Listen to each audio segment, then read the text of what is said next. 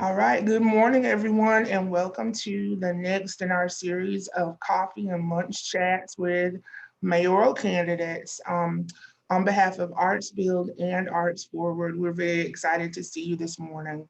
So, Arts Build's mission is to build a stronger community through the arts, and we do that as a grant maker. We offer leadership programs throughout the city. We work with young people to give them arts education experiences and arts experiences throughout the year. But we also work for arts advocacy and for advocating for arts funding and arts support. So this series fits right into our arts advocacy. I would be remiss if I did not remind you that our annual fund is open right now until the end of December, and we would appreciate any support that you would like to give us. You can do that at www.artsbuild.com at any time. And I want to thank my good friends Monica, Kenzie, and Stratton Tingle for participating today. Stratton's going to be our host. Monica has been wonderful in organizing all of these efforts, and I'm going to turn it over to them for introductions. Good morning, everyone. Thank you for joining us this morning on this rainy day. We appreciate it. I'm with Arts Forward Chattanooga, participating in these advocacy events for our candidates with Arts Build and helping with some racial equity training as well as other programming. I'd like to introduce our moderator today, who is Stratton Tingle, man about town, local musician and advocate for the live music scene and the music economy, and also the executive director of Soundcore.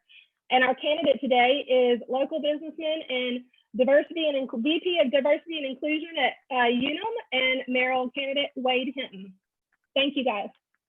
Thanks so much, Monica. I appreciate you having us on. I'm Stratton Tingle with Soundcore, and I'm just here to ask the questions. I'm going to try not to interject too much of my personality, but I just will say from the outset, I never thought that my first hangout with Wade Hinton would be in a suit blazer and house slippers. So unique time, and I really appreciate you being here, Wade. I've got a whole list of questions, and I'm just going to start right off with asking you to give us a little bit of history of yourself, especially as it relates to any background and experience you have in the arts. Yeah, well, first of all, good morning, Stratton. Hey, Monica, James. Thank you so much for having me here. I really appreciate the invitation, and just thank you for what you're doing. I know that Arts Build released this annual report yesterday, and so you can just see the amount of impact that this organization has had and really is continuing to have across the community. So just kudos to and congratulations to James and the team on so much success that they've had over the past year. And I'm going to also say, please take advantage of the fact that this is an annual fund and this is time to raise. So I'm going to support that as well. So let me just tell you, Stratton, I'm a native of Chattanooga, born and raised in a neighborhood called the West Side. I was raised there by my mom with two older sisters, and she certainly taught us things like the importance of just service and giving back to others, and also just standing up for what's right. And there, it was a community that really believed in me, that really supported me in everything I did. And I also had an opportunity to attend a school called James A. Henry that's right there in the West Side. And it was there that I had my first real engagement, if you will, with music. I took part in what was called strings way back then, and started playing the double bass. Now I want to tell you, initially, I took the class so I could get out of class, right? It was me. I was trying to get out a little bit, but I stuck with it, and I ended up playing Stratton for about 9 years. So I played through high school. I ended up playing with the Chattanooga Symphony Youth Orchestra. Governor's School was all-state basis, and really almost went to school to the Blair School of Music in Vanderbilt just to study music. So it's always been there for me. It's always been a passion of mine. And so even as I practiced law, and by the way, I initially went to law school to become an entertainment lawyer because I loved, again, music and the arts so much. It's always been a part. So even as I practiced law, I've always had some engagement with the arts in some ways. And sometimes that meant creating events here locally, bringing in artists to perform and bands, right, to create some kind of cultural scene here. Sometimes that meant serving on boards and working with organizations that supported the arts. But sometimes it also just meant going out and supporting our local artists and events that were taking place. So again, always been a part of me. And occasionally I pick up the bass and try to play a little bit. I'm not as, I'm a little rusty, but it's a good outlet, and it creates a little balance for me. So thanks for asking that. Awesome. Along those lines, other than maybe playing bass with some local bands and sit-ins, how would your administration support and engage the arts sector in Chattanooga? Yeah, so I think a couple of things. First of all, you have to look at some of the work that Arts Build has done in terms of bringing people together. I think this Arts Forge, this collective, is a great model. And so what our office would want to do, and administration would want to do, is first of all, look at how we're structured within the administration itself, within the city government.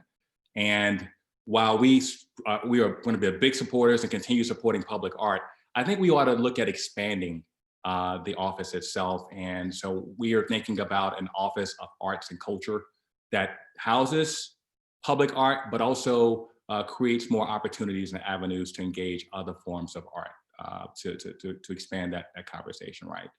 So as we think about that engagement, that means really bringing more people around the table to talk about what we can be doing as an administration, looking at other models. The city of Nashville, the city of New Orleans, there's a couple of other models that are out there that look at not only from, again, the arts aspect of this, but this economic aspect of this as well, right? We know that the arts in Hamilton County, and again, you think about the report that came out yesterday, we know the economic impact is having $170 million and a ton of jobs, right? So we've got to continue to really leverage that in a real way, but do it in a way, Stratton, that certainly is about attracting tourists, right? But also do it for Chattanoogans, right? One of the things I hear time and time again is we have all of this great work downtown and other places, right? But what are we doing for Chattanoogans? And so I think the work and what you'll see in our administration is we certainly want people to come to Chattanooga. We want to continue to be a great city to visit. But at the same time, we want Chattanoogans to know that this is their place too. When they go downtown, it feels like they're downtown. And we're going to push an agenda that certainly puts that out there as a priority. Excellent. I think we will probably circle back to some of the more specifically ways in which local Chattanoogans are affected by some of these policies and ideas. But something that you mentioned regarding the expansion of and potential, funding for the arts and involvement with the arts from the city under your administration. There was a question here about do you have any ideas about how we can innovative ways to fund the arts? It sounds like maybe there's some innovation regarding this idea of office and arts and culture. Are there other ways that you can think of that we can be supporting the arts in our city to make it a better place through innovation? Yeah, so that's a great question, Stratton. So a couple of things I would say. First, I completely can still support the 2% of projects to go to public art, right? We still think that capital projects that need to support public art. Also, I'll tell you, before I left the city attorney's office, James and a few of us got together with a few venues to try to look at ways of getting venues to opt in to supporting youth in the arts. And so we were trying to think about what are some other options for us to drive and create revenue and funds to help support our young people in art and arts and culture and that exposure. But I think we have to also look at other options as well, in addition to the sort of opt-in model. And one thing I've certainly looked at, like when I look at economic development projects that I worked on while at the city, one particular provision we were able to begin to adopt in our pilot agreements was an economic development lease payment. That economic development lease payment actually went to workforce options and other economic development opportunities that the city would have. And those dollars, Stratton, were actually used to help support some of our small businesses during this pandemic. So you created this pool of dollars that really went back to supporting the community. As we think about some of our affordable housing or pilots that we have and other sort of economic development options we might have, thinking about what provisions and other kinds of terms we can put in those kinds of agreements that could also generate revenue, right? But lastly, what I would say is this: we know that next year is, and right now we're in the middle of a pandemic, we're going to have some funding challenges, right? And so as a city, I think my number one role as mayor is to be a convener, right? Certainly cast a vision, but also convene parties around the table. And so I think collectively bringing stakeholders together from, the philanthropic community, we know that they've been supportive, some other public sector partners, these organizations that are around the table now, as well as folks in the private sector, right? We know that folks like Blue Cross Blue Shield and Unum and others are interested in making sure that we have a culturally supportive community, right? So I want to make sure that we bring those folks to the table and think about what are those other funding options and support that we could really obtain from bringing a more collaborative approach to supporting the arts. Great. We're going to also circle back to a couple of points, I think, in future questions that you were just making, especially regarding diversity, equity, and inclusion. But one of the questions I have in front of me, you mentioned briefly youth and young people, and we've got a couple questions related to that. One is kind of really specific. So I'm going to kind of lump them together a little bit. Maybe you can answer them both in one go. But what can you tell us about the influence of art on youth who have been in contact with the law? And do you think that art can be instrumental in helping students doing better in classes like science and math? Yeah, so I mean, the study after study, I appreciate that question, right? Because I know for me, it was certainly an outlet, right? And it certainly helped me to sort of think about, expand my options and what was available to me. And I was actually chatting with Olga Decline just about a week ago, and she was telling me about a program where she goes into the juvenile center and she works with kids in the arts, right? And I think those kinds of programs need to continue. I think we've got to look at how do we do more of this in our youth and family development centers. But we also want to understand, what role the city can play in complementing the work that Dr. Johnson and his team have already started. We know that they're trying to do more and more in arts and culture in the schools. And we want to make sure that we're there to partner with them and support the work that they're doing. But how can we bring some of that home to our youth and family development centers, but also just our neighborhoods in general? But we know that, again, study after study shows that not only students who are able to participate in the arts, they do better in school in terms of their grades. But again, this is this outlet that allows students and young people to express themselves in a way that I think brings about that sense of just again allowing themselves to really express themselves in a way that helps them see all their options. So this is sort of a pointed question. Again, these questions came from various sort of roundtables and a big ask for arts organizations and artists to submit questions to this. This gets back to some of the, I think you mentioned an Office of Arts and Culture, which may be a little bit more expansive than what people normally think of as the arts. Gentrification is affecting the Black community in devastating ways.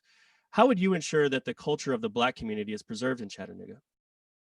Yeah, that's a great question. So a couple of things I would say to that. One is when we think about some of our communities, right? What we're seeing is, and what I'm hearing rather is, there's not a lot of investment, right? And when there is investment, the concern of gentrification is follows, right? So one of the things you hear us talking about is revitalization of neighborhoods rather than gentrification, and that is making sure we're investing from an infrastructure perspective. Making sure that when people are coming home, they feel a sense of pride because they know their streets are paved, their sidewalks are looking good, there's art showing up right there. We're looking at even thinking about arts districts and neighborhoods as well, right? So there's a sense of pride that comes with that. I think the other component of this is when we talk about our office of, by the way, I'm going to start an office of equity and engagement. That engagement side will also give us a sense of understanding, what are those major challenges or issues that neighborhoods are hearing or feeling. Their worry about gentrification, or their worry about not getting the kind of investment and infrastructure. And so I think those things coming together will allow us to make sure we're staying ahead of any issues related to gentrification. But again, we're going to make sure that we're focused on revitalizing neighborhoods without people feeling like they're going to lose their homes because they'll be priced out. So if you are elected mayor, what will be a priority to make sure our community understands and benefits from the important role that the arts play in bringing a diverse Chattanooga together? I'm sorry, can you repeat that, Stratton? Yeah, I think the way to distill it is, in light of some of the things that you were just talking about with, maybe even arts districts and neighborhoods, how can you make sure that our community understands that the arts are a great way to bring a diverse Chattanooga together? Yeah, so the first thing I would want to say is I think oftentimes people may see arts as a nice to have.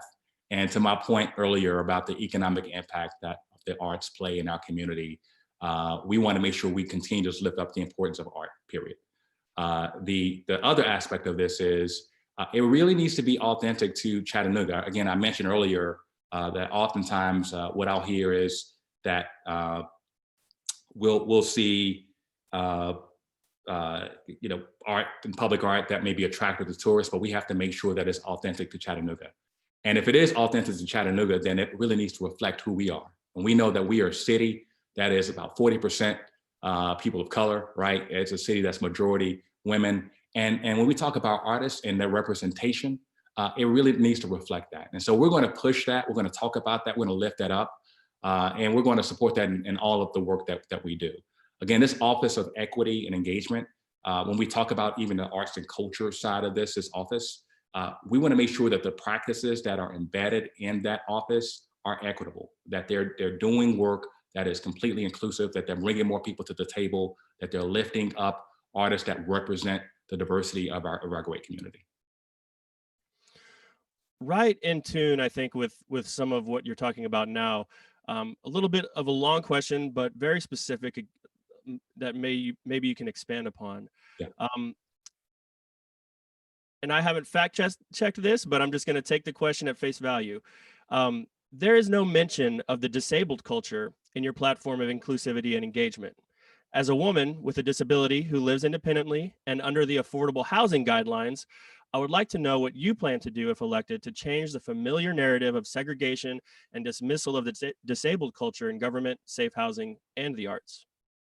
Well, when I talk about inclusion, I just know that is, there are so many diversity spectrums of diversity and diversity dimensions that just know that is certainly the very top of mind for me. Having served as a vice president of inclusion and diversity at a company that really is about disability insurance, this is certainly one particular area that we'll be focused on.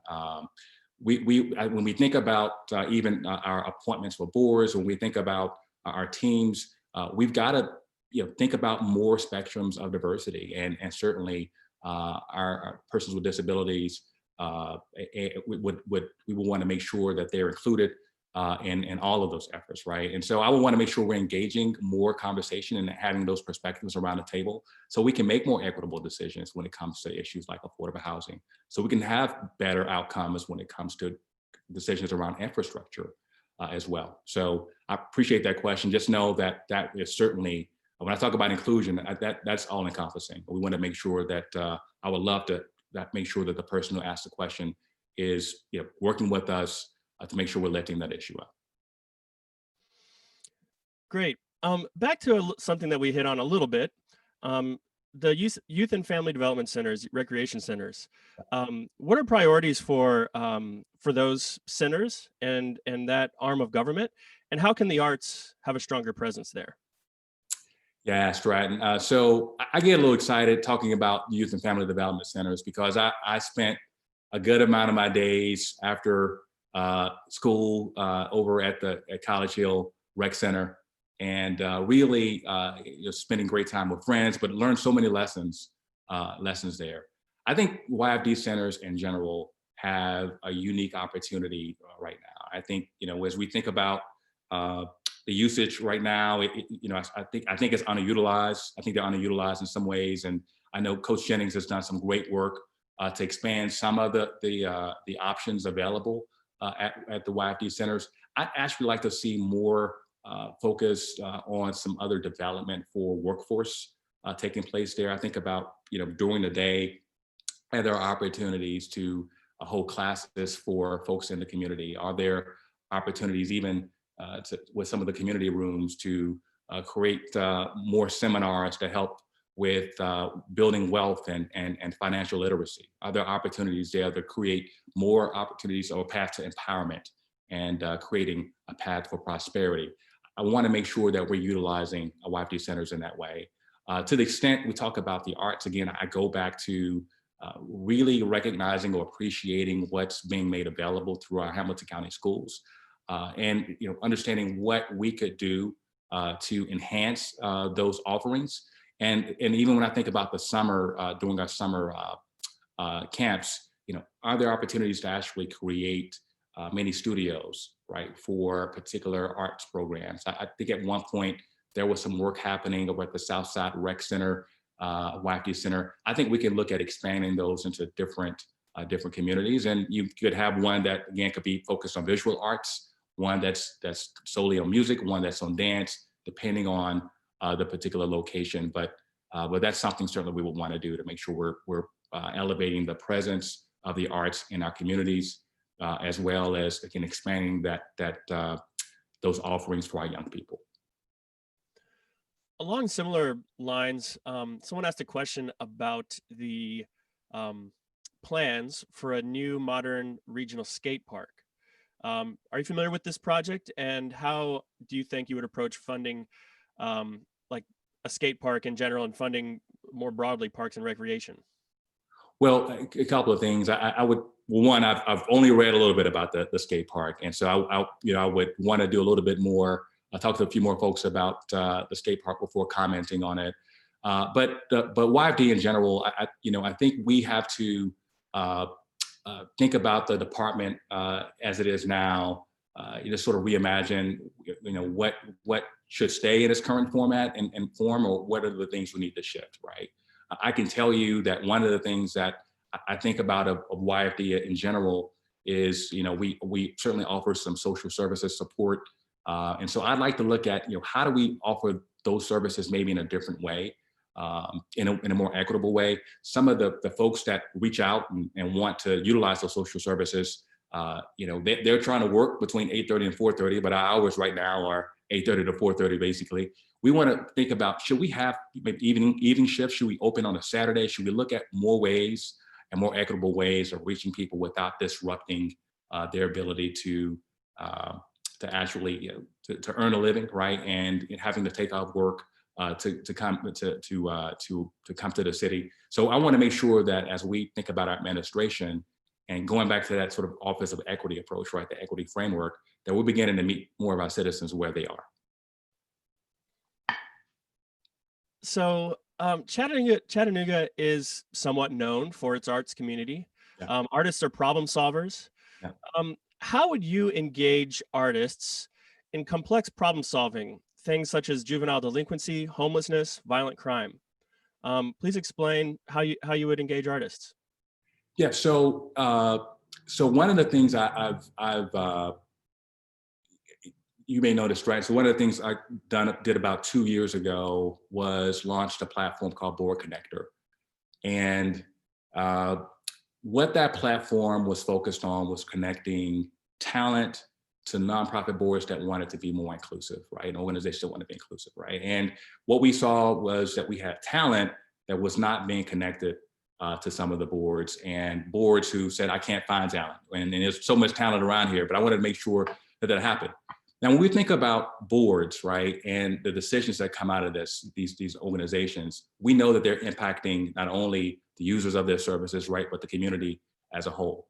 And to have the perspectives around that table to really be inclusive, you got to have diverse perspectives. That means you might want to have someone with a legal background. You might want to have someone with a financial background. You might want to have someone with a community-based background. But you also want to have someone who's a creative. And oftentimes I try to fashion myself as a creative, but not really until I start talking to creatives. But we want to make sure that we have creatives in the room as well, because we know how much they add to the conversation. We know how much it means in terms of the outcomes of those decisions. They're better decisions. And they help us look at some of the decisions that we make in a different way, or the issues we're dealing with in a different way. And I love that. And I'm always blown away. And so that's something when we talk about having, again, decision makers, artists have to be a part of those conversations. I think I should have organized some of these questions in a little bit of a different order, because it's a little disjointed. But I think something that we really haven't necessarily talked about so far is really zooming out to the 30,000 foot level. Yeah. The question is here: what are the primary roles of city government, in your opinion? One is to deliver services. I think that's one of the main things. Make sure we provide health care. Health and welfare and safety for our residents, and to cast in this way, cast a vision to bring the community together to create impactful change and opportunities for prosperity for folks, right? And that shows up in many different ways, right? You talk about how we do business, but also making sure our trash is picked up on time, how our roads show up, but also how our young people are able to engage in the community. When you do all of those things, and you have a vision that is one that's about creating an inclusive and welcoming and an equitable city for shared prosperity, then I think that's the role of the city. That's the role that we'll play as an administration. So many of us in smaller arts organizations have taken, have sort of dipped our toes trepidatiously into the budgeting for outcomes process and other processes that the city has built so that arts organizations might apply for government funding for or bidding processes for this or that. What steps will you make to make the bidding process for city government opportunities more accessible to local arts organizations that might be small?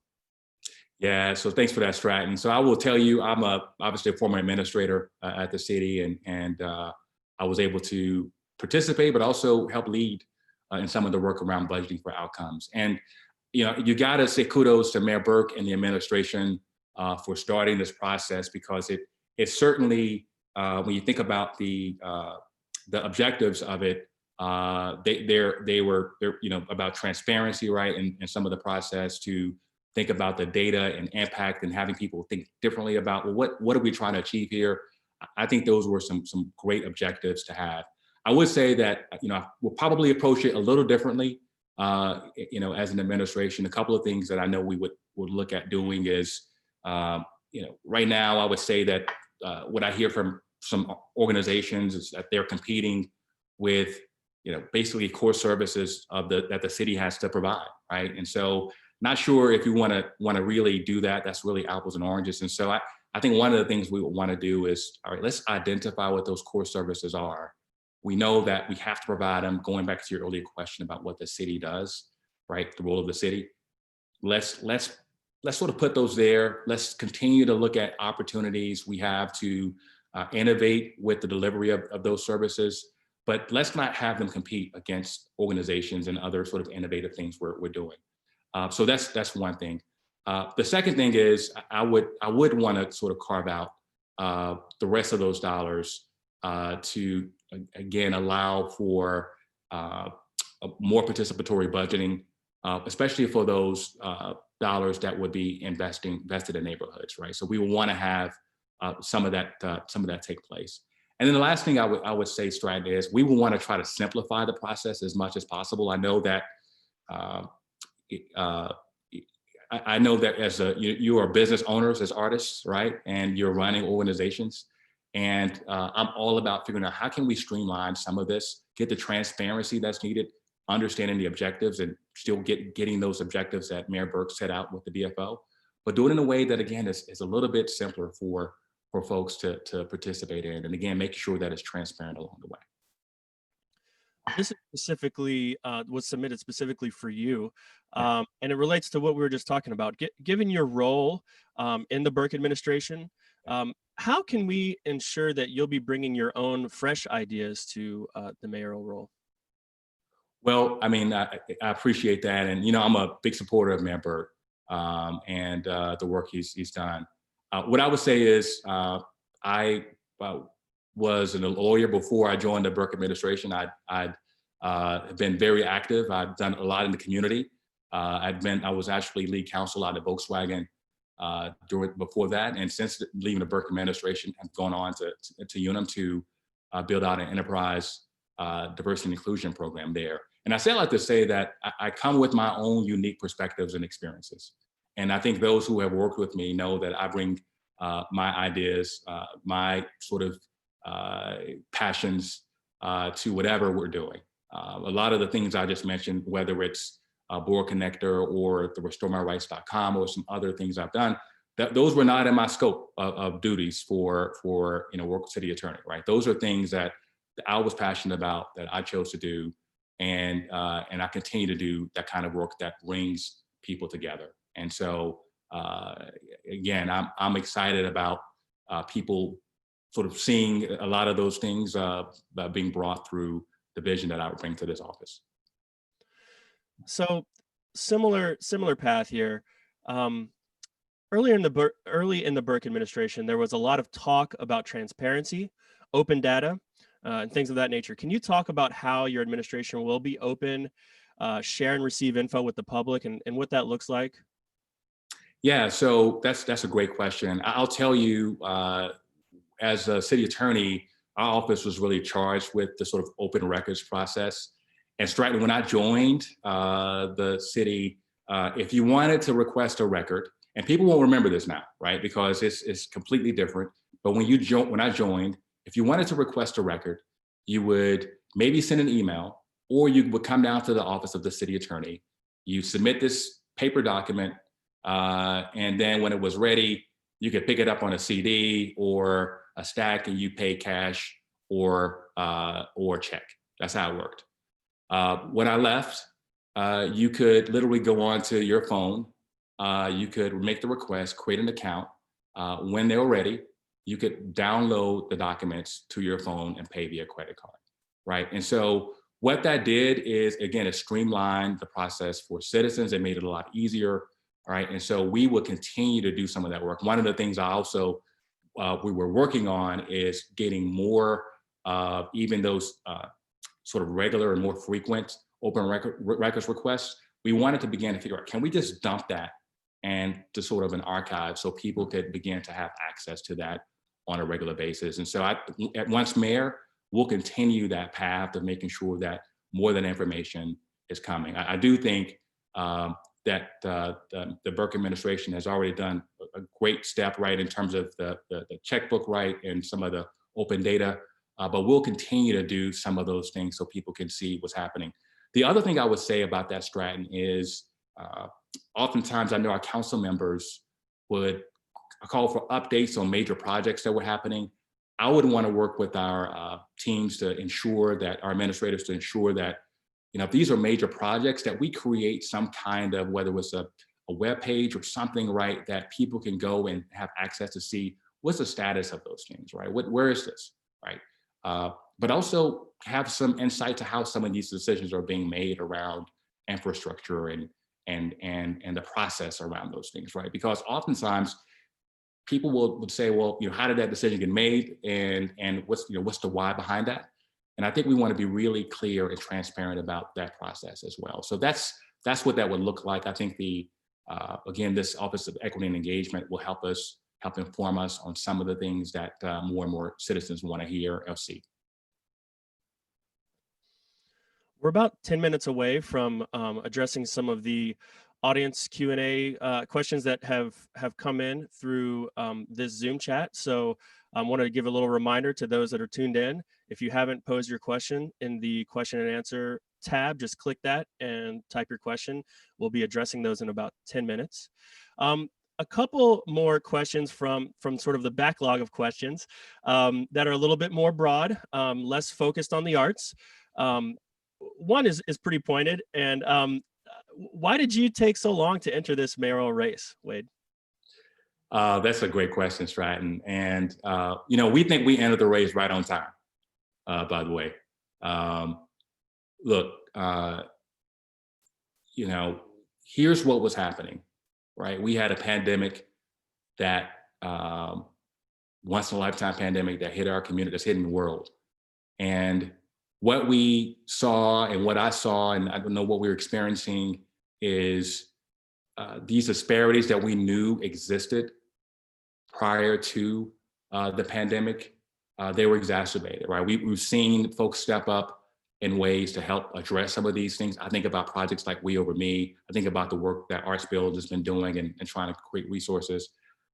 We also saw the murders of George Floyd and Ahmaud Arbery, Breonna Taylor, and all of those things, those questions around the disparities, those inequities that took place. And for me, I had to think about, right now, at this moment, we have an opportunity to really step up and step out to address not only the cultural issues that are impacting our community, but the systemic issues that have to be addressed as well. And so I looked at, with due respect of all the folks that are in the field, and there are a lot of people right now in the field that are running, I looked at my background, someone who has worked in the public sector as a city attorney at a leadership role, someone who has worked at the county with county government, who has great relationships with the county mayor and the county administration, someone who has worked in the private sector and know what it looks like to recruit jobs here, and someone who's worked on the issues around inequity and disparities and inclusion and diversity. And I said, I need to step in right now to meet this moment. I think the community wants to come together to address this, and they want someone who can come and cast a vision, but also knows how to bring folks together to solve this together. And at the end of this, I think, I'm excited about the conversations we've been having around the community with voters, with business owners, and with other leaders. And so I'm excited about this. And again, I think the timing was great. We've received a lot of enthusiasm and excitement about the campaign. So thanks for that question. Yeah. I'm going to circle back to a couple of questions that I skipped over that I'm not sure that we really touched on, or that were sort of pointed. I'm scrolling through here, so apologies for the delay. As a father and a community leader, someone asked, what is, in your opinion, the ideal age for engaging children in the arts, and what role does that play in education? That's a great question. I want to speak from personal experience. I mean, I have a 4-year-old, and since she was 2, she's always loved music. Since she was 3, she's been doing ballet, and though she has no formal training, we've done a little studio at her school, but she loves it and she's passionate about it. I think the earlier we can do that, the better. I think when we think about early childhood education, that's an opportunity for us to expose kids even at that age, right? I think that's when we began to plant the seed to talk about, how you can be creative, right? And also just that talent that's ready to be awakened. And so I think, really that when you're 3 or 4, I think that's a great opportunity. Now, we'll have to talk to some experts in the field to share what their thoughts are, but I think the earlier the better from my perspective. And I'm sorry, what's the second part of your question about the role of? I think that was it. I think you answered it. I think the last question I'm going to ask from this stance before we get into the audience Q&A, we've got about 5 minutes, is what do you vision for what Chattanooga will be when your daughter is 14 in 10 years? How do you imagine our community will look? Yeah, so that's a great question, Stratton. When I was thinking about running for mayor, that too came to my mind because I remember being 18 and leaving Chattanooga with no desire to come back because I didn't think there was a place for me. I really didn't. And I think that narrative is something that we hear time and time again.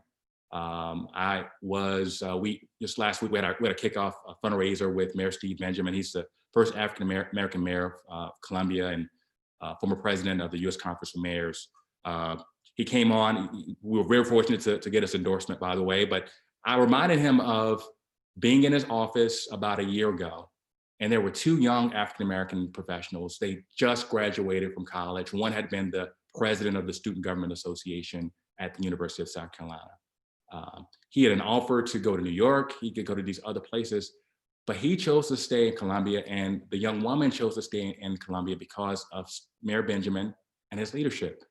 They also said that other people said the same thing, that they chose to stay because of Mayor Benjamin and his team's leadership, and businesses were there because of him.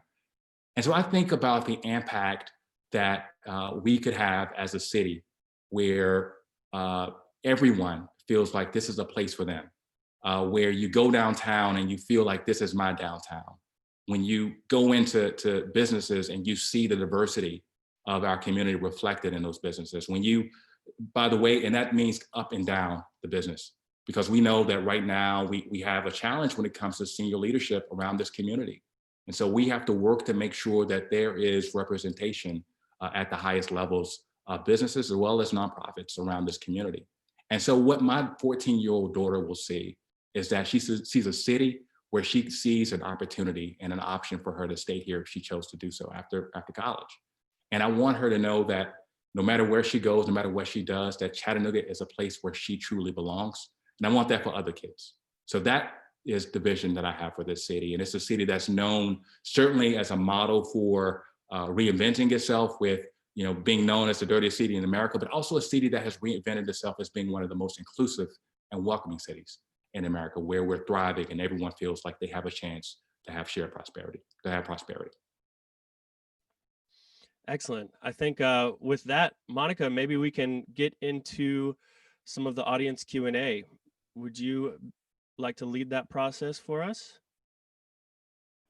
Yes, sir. I'll take over. Thank you so much. You did a great job. Thank you, Stratton.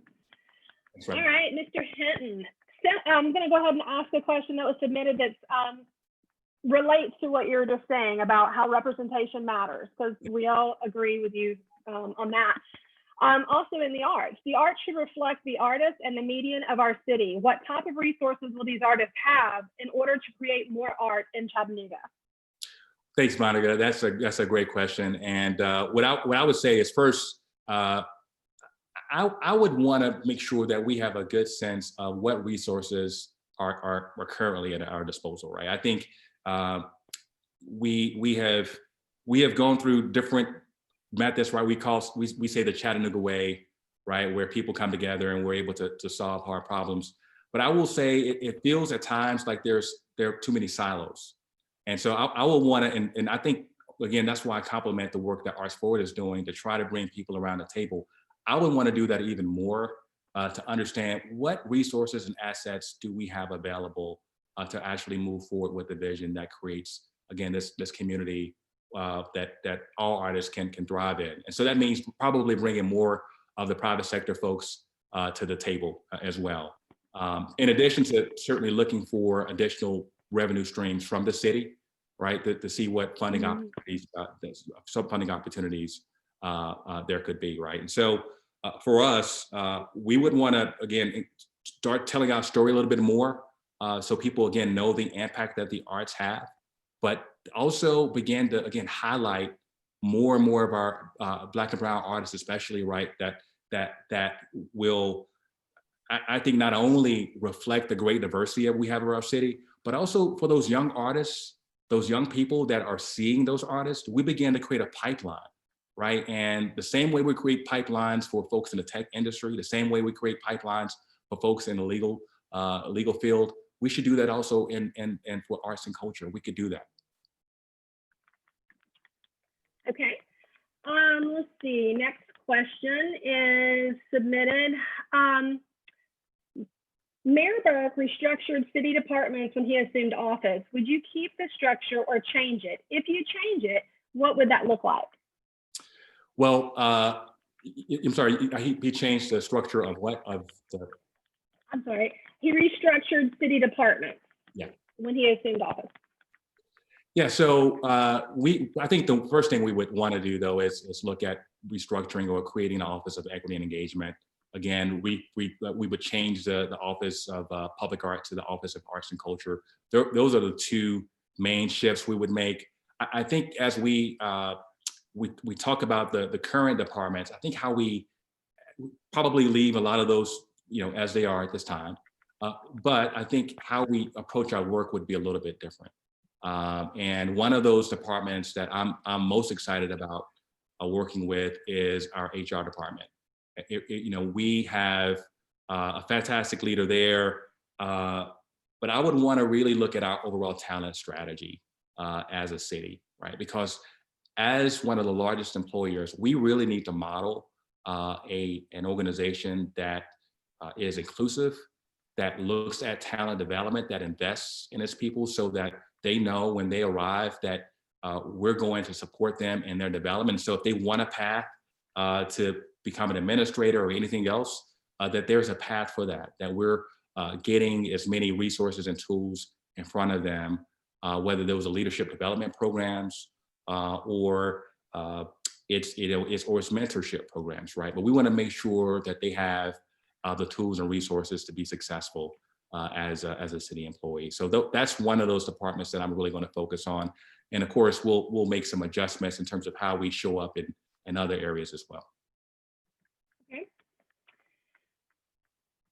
We are known for our arts and outdoors activities, I should say, but also for being one of the 10 most dangerous cities. What are some specific steps you will take to get us off that list?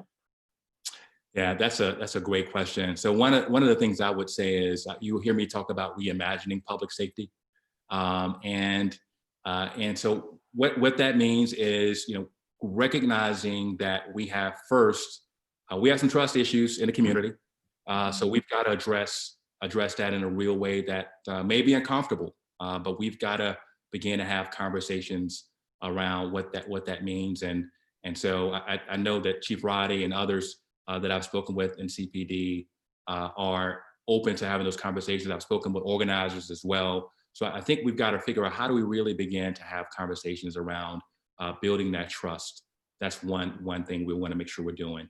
Another piece is, when we talked about VRI and other initiatives, I think at the core of this is focused deterrence, right? And really focusing on the folks that are causing the most harm, if you will, and committing the most crimes in our community. I think we need to step it up and actually begin to talk about them more broadly so people know what that means and how they can support that. And then the last piece of this is looking at how we think about social services actually coming into the role of public safety and the role that it plays in public safety. We've certainly got, I think, some opportunity there we have some partners that already do some work around mental health, as well as provide social work and social services. How do we begin to lift them up and get them out on calls with some of our members of our CPD when there is an issue that's coming up?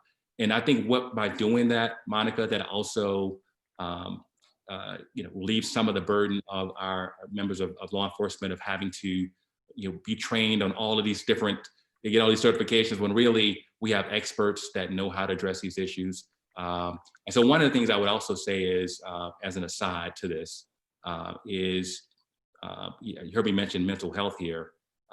As mayor, that will be something that I'm going to talk about. I'm going to lift up as being really a priority. We need to talk about mental health. I know right now there's so many folks that are impacted by the pandemic. We've had so much trauma happen with the racial and social unrest over this past summer, that we've got to really be open and honest about the role that mental health plays and how it's impacting our lives as well. So that's something that I would lift up as well. But those 3 or 4 items would be the way that I would address us getting to this issue and making sure that we're not one of the most dangerous cities, but we're one of the safest cities. Thank you. Yeah. All right, let's see. We have a question submitted. It says, how do you plan to involve residents in the decision-making process of our city? It's great. Yeah, so that's what the Office of Equity and Engagement will be doing, right? Ultimately, and you might have heard me say this, right? People want to feel like you're doing things with them and not to them. And what I understand is and appreciate is when you bring people to the table, when they have an opportunity and an option to get engaged in the decision-making process, they own it. And if they own it, then it's more sustainable. And if it's more sustainable, then we know that the long-term impacts of that strategy really can play out. And that to me really excites me about what this office can bring. So not only when it comes to some of the policy decisions, but also when it comes to the budgeting side of this, right? More participatory budgeting. But going back to, just my time at the city attorney, I think about being in those meetings when we were talking about things like short-term vacation rentals or work around the music district. I would have citizens in the office or in the conference rooms, fielding their questions and getting their feedback. And what was important about that, Monica, is that when they had an idea, it showed up in the policies. It showed up in the ordinances. And I think when people see that, I think people want to go to meetings, but they don't want to continue to go to meetings without seeing any impact or anything resulting from those conversations. And so what people will see with our administration is those responses, those ideas, their creativity showing up in our policies and our programs and ordinances as well. Okay, thank you. All right, to that point, you've referenced several times about when you were a city administrator. So this question is, why did you leave your role at the city and why Unum? Why Unum? Yeah, so, this was a unique opportunity for me to go to Unum, right? I mean, Unum, as we know, is it's an anchor institution here. Does so much great work. And, I had a unique opportunity to build out a diversity and inclusion program, and it was enterprise-wide, right? So recognizing that I love the global perspective of doing this work, and knowing that I had other communities to impact, knowing that we could really model what a D&I program could look like here in our city. But more than that, the way we approached the work at Unum was we wanted to certainly address it and do things that are inclusive within our four walls, but begin to reach out and partner and create coalitions to do things outside of our four walls. I could not do that, right? It was an amazing opportunity, and Unum is a fantastic organization. I mean, I am so proud. I was only there 2 years, right? And I remember talking with a senior leader about during the interview process about what success would look like. And I said, you know what, we're going to win awards, we're going to get these recognitions, we're going to do those things. But I said, ultimately, it's going to feel different as a company. And we did win awards, we did get recognitions, we get all those things in a very short period of time, but it feels different. And I want to take that same approach with this community. I think we have we're at a unique time right now in our history. And Stratton talked about 14 years from now, 10 years from now, my daughter's 14, but I believe in 4 years from now, this city can feel different. And I'm excited about what that could mean for us and what that means for our young people. That is exciting. All right, let's see. Next question is, okay, this is a lengthy one, so bear with me. During your time, take the coffee first. Go ahead. Yeah, take it. Go ahead. Take some coffee. During your time within the Burke administration, the Tivoli Foundation was created and given the managing control of the Tivoli Theater and Memorial Auditorium and Robert Walker Theater. There has been a slew of concerns over their lack of community interaction with local artists and programs, as well as the city contribution of over $500,000 every year to the foundation for buildings upkeep. Could you explain how this has benefited our local community arts ecosystem and what would change under your direct leadership? Yeah, so thanks for that question, Monica. And so I will tell you,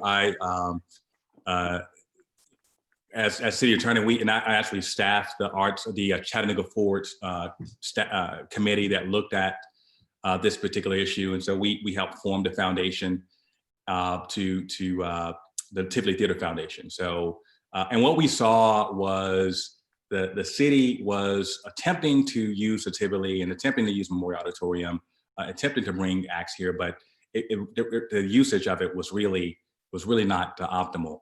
And we looked at a couple of other cities, And what we found was this kind of model actually brought more activity, not only to those venues, but to the restaurants and activities and organizations right outside of those venues. And so we believe that ultimately this has been a lot of the outcomes we wanted, taking place, right? I mean, we've had some great artists come into town. We've certainly seen the Tivoli and the Mayoral Auditorium being used in ways that were really can't compare to the time before that. One of the things we wanted to do when setting it up, and I brought in artists to talk about this, local artists to talk about this, is to make sure that there was still this local artist engagement, that people weren't going to feel like they didn't have an option to participate. And so I want to revisit that. If that is the feeling that this is happening, I will want to revisit that and just work with Nick Wilkinson, who's a good friend, thinking and the members of the board, and talk about how do we make sure that we have more local artists engaged and working with, and the outreach is happening with the foundation. I think the long-term play, it is my understanding that over time, the Theater Foundation would at some point raise enough money, and at some point there will be fewer dollars that will come from the city to support the foundation and the maintenance of the building. But they were in the middle of a capital raise, and obviously with COVID, it's really challenging right now. So we'll have the conversation around community engagement certainly when I come here. Okay, may I make a suggestion? Yeah. Just on that topic, I believe that it should be looked at to where if these arrangements are made, that there's some contribution, maybe $1 of a ticket that goes into an arts fund that helps the community out. Because with these improved activation, there's a lot more funding going through, obviously. So I think that would be helpful. Just an idea. That's great. I mean, again, I think we that's something that James and I spoke about. But it was dedicated more to young people in arts because it was an issue there.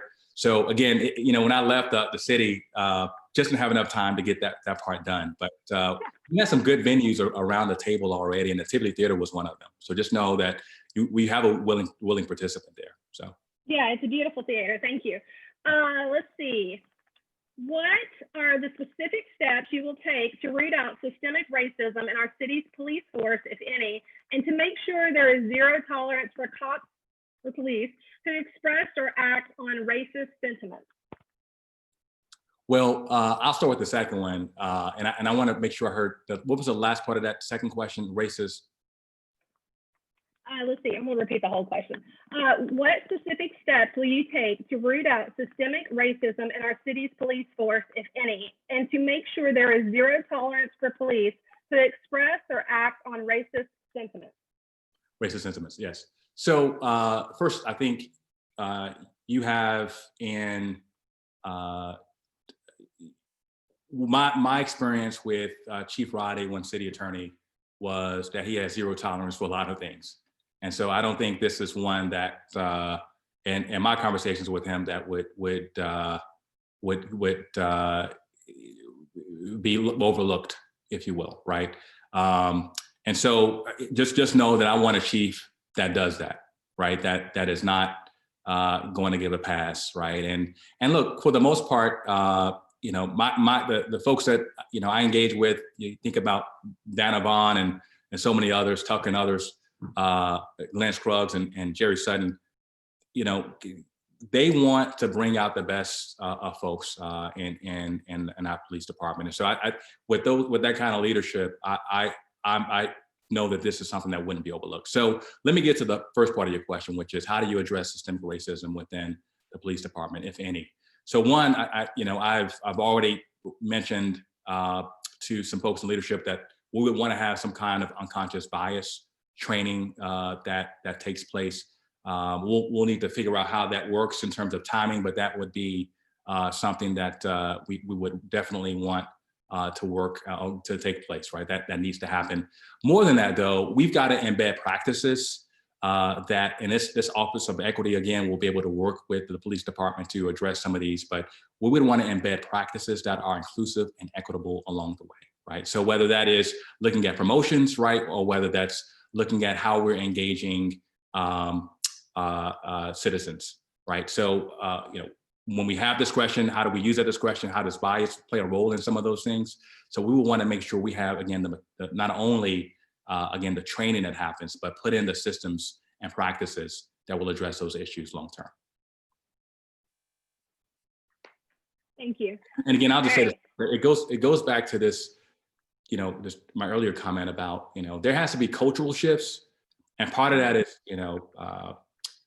having the real honest dialogue and conversations and recognize that we all have bias. It's a part, we all have it. I mean, we can't help it. It's scientifically, right? So that's part of it, but then there's this systemic side of this, right? And so, and as much as we can make the cultural changes, we have to have the systems in place to ensure that we can remain on a path for progress.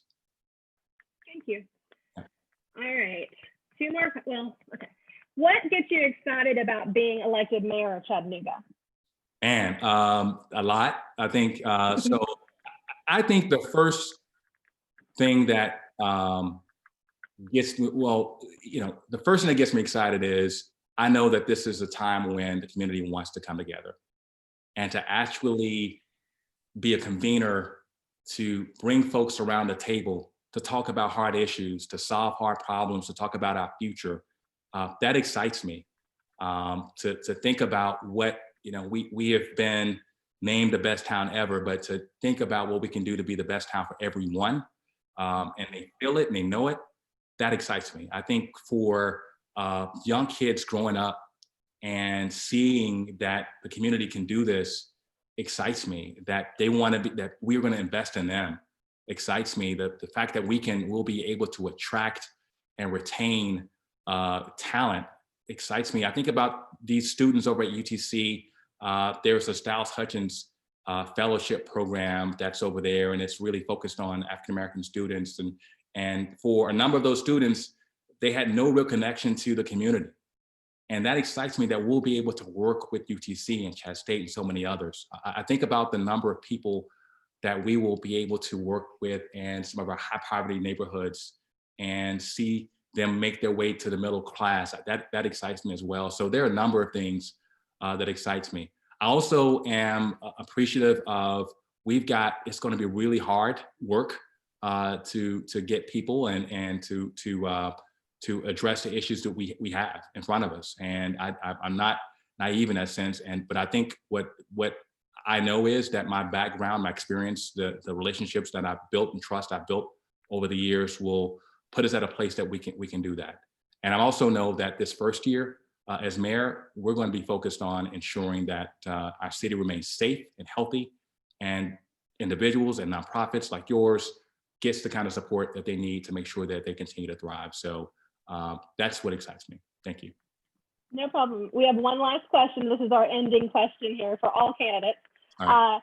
Why should the people who make up the local arts and culture sector vote for you?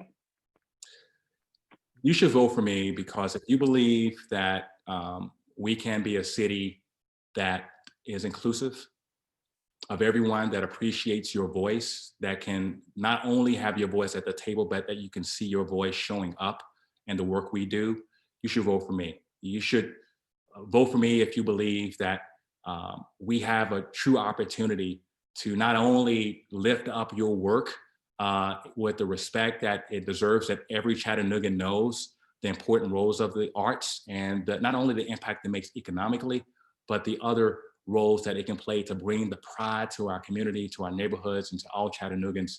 You should vote for me.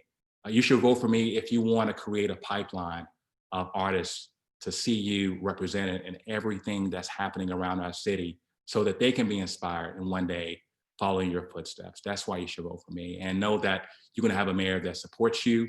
Know that you're going to have a mayor that has your back and will always have an open door for you to hear your voice and again, to see it show up in the ideas that we implement. Thank you very much. I'm going to turn it over to James. All right, thank you. So I just want to say thank you to Wade for joining us this morning, for Monica and Stratton for being awesome questioners and moderators. And Stratton, do you have anything at Soundcore you'd like to promote before we head off? Well, funny you should ask. Absolutely. Yeah, so we are doing fundraising for the Instrument Fund, theinstrumentfund.com through the holidays. Find us at soundcore.org or theinstrumentfund.com to learn more. Thanks so much, James. Thank you. And I just want to thank everyone who joined in for helping us to reiterate that the arts are essential to Chattanooga and that the art sector does vote. Please join us on the 18th, and we'll be talking to Councilman Erskine Oglesby. And then on January 1st, we'll be speaking with Dr. Eleanor Woods. And you can find links and information about all of those on Arts Build and Arts Forward's Facebook pages. And you can watch all of these videos as well as all of the webinars and workshops that we have been doing for and with the arts sector on Arts Build's YouTube page. So thank you everyone for participating today, and you all have a great week, and we will see you around town soon. Bye-bye. January 8th is Dr. Eleanor. January 8th. Sorry about that. Bye. Thank you, everybody. Thank you.